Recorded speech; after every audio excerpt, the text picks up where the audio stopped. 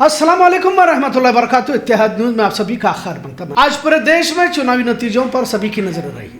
अब जब हम इस खबर को बता रहे हैं तब तक वेस्ट बंगाल में भाजपा 193 और तृणमूल कांग्रेस को 93 सीटों पर बढ़त दिखाई दे रही है। इलेक्शन कमीशन की वेबसाइट पर जो नतीजे दिखाए जा रहे हैं, जिसमें तमिलनाडु के विजय की पार्टी टीवीके को बहुमत यानी अक्सरियत मिलती नजर आ रही है, वही आसाम में हेमंत बिस्वा शर्मा फिर से वजीर आला के तख्त पर फाइज होंगे।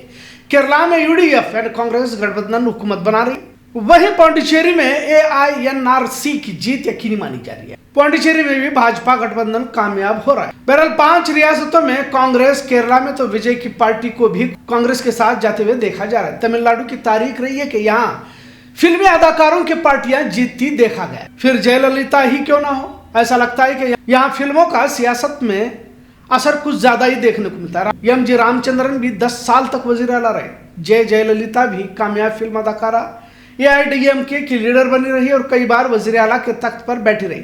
विजयकांत, करुणास और कमल हसन, जिन्होंने मक्कड़ निधि मयाम पार्टी बनाई थी, लेकिन कमल हसन की पार्टी को अब तक कामयाबी हासिल नहीं हुई है। बहरहाल अब थलपति विजय की एंट्री फिल्मी अंदाज में हुई है और जबरदस्त कामयाबी हासिल हो चुकी है। अब जब हम इस खबर को आपके सामने रख रहे हैं तो कुछ ही दूर अक्सरियत हासिल करने के लिए थलपति विजय की पार्टी है और वैसे भी वजीर आला होना इनका तय माना जाए। मतलब एक और फिल्मी अदाकार इख्तिदार पर बैठता हुआ हम देखेंगे।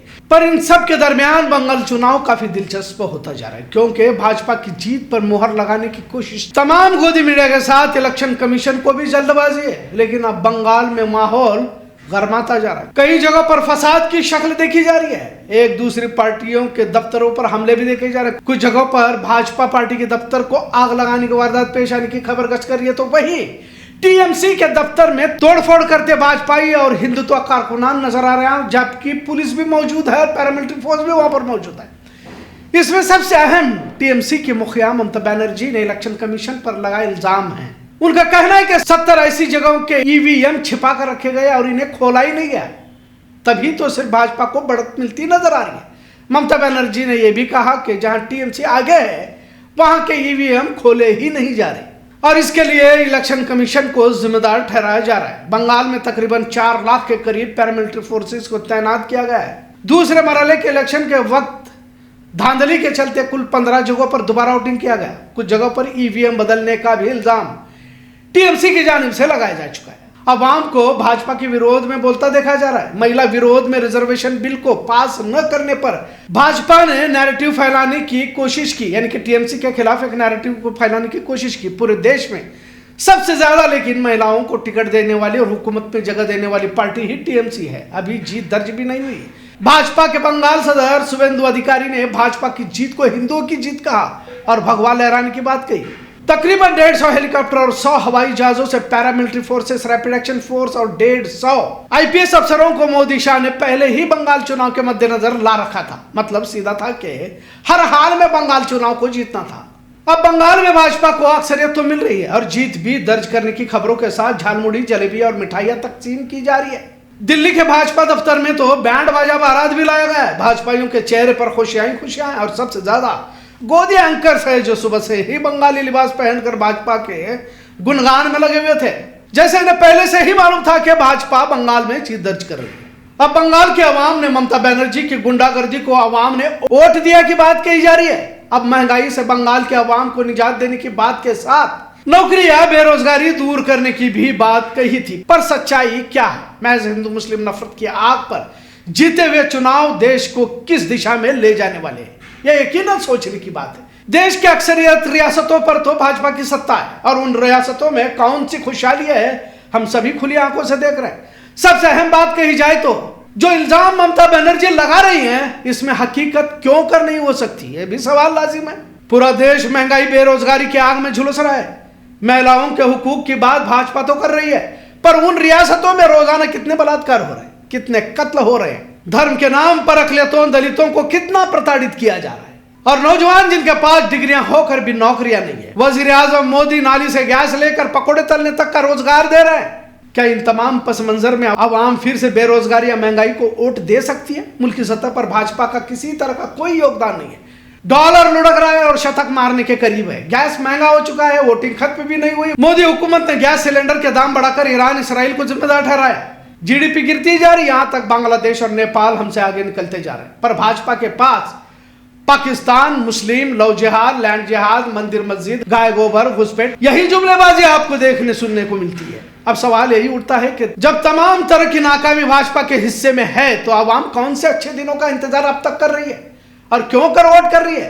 पहले तो वोट चोरी की बात कही जा रही थी, लेकिन अब एसआईआर के जरिए वोट काट कर जीतने का फॉर्मूला भी भाजपाइयों को मिल चुका है।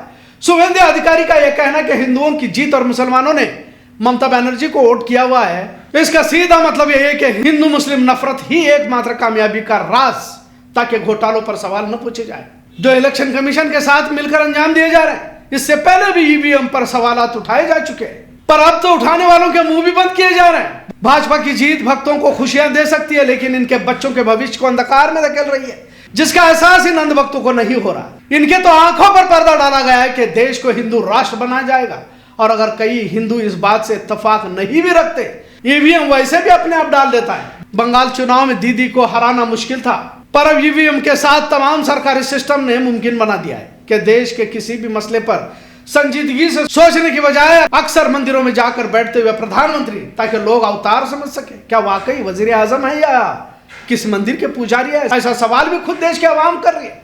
अब इतना यकीन हो गया कि भाजपा को हराना मुश्किल हो चुका है, क्योंकि इलेक्शन कमीशन ने जीत के तमाम रास्तों को खोल दिया है। कुछ जगहों पर जीत दिलाने से ईवीएम पर सवाल करने वालों का मुंह खामोश जरूर किया जाता है, लेकिन ये आवाम की राय नहीं हो सकती। कर्नाटक में आने वाले चुनाव भी कांग्रेस के लिए बहुत मुश्किल है।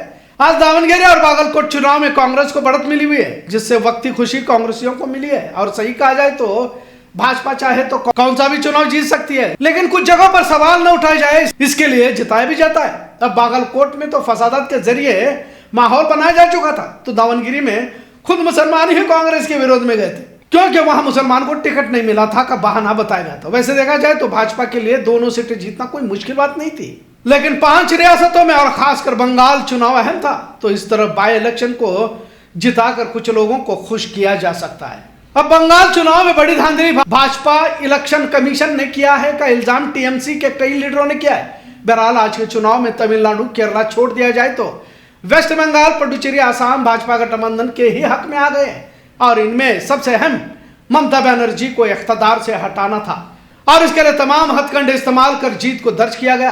बंगाल चुनाव से इतना जरूर समझ में आया कि अब भाजपा को कोई भी चुनाव जीतना मुश्किल नहीं है, और आने वाले दिनों में मुसलमानों के लिए सरजमीन हिंद किस तरह से तंग की जाने वाली है, इसका तबसरा अगले वीडियो में करते हैं। आज का यह तबसरा कैसा लगा इस पर जरूर कमेंट करें। इत्तेहाद न्यूज़ देखने के लिए शुक्रिया। अल्लाह हाफिज।